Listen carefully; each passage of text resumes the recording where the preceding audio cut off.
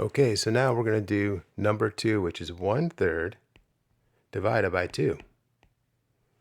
Okay, so I'm going to jump right to how to solve it. Okay, so if we do 1/3 and we can multiply the reciprocal of 2, which is 2 1, so it would be 1/2, then our answer is going to be 1/6.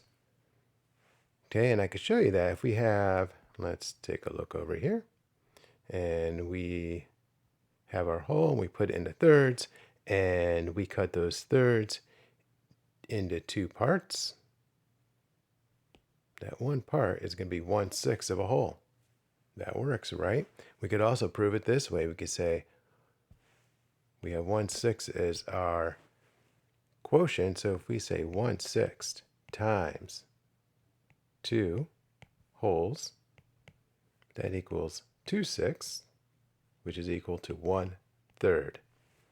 Okay, we're going to do one more problem. Okay, and let's do 1/2 divided by 2. Okay, so like I showed you before, we can say 1/2, and we can multiply the reciprocal. So instead of 2 1s, it'll be 1/2, and that's going to equal 1/4.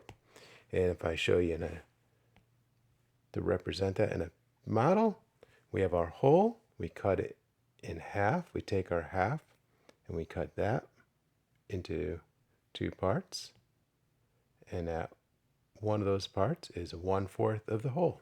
And we could also check our work by multiplying the quotient, 1/4, times the divisor, 2 wholes, and we get 2/4, which equals 1/2, which is the same as our dividend.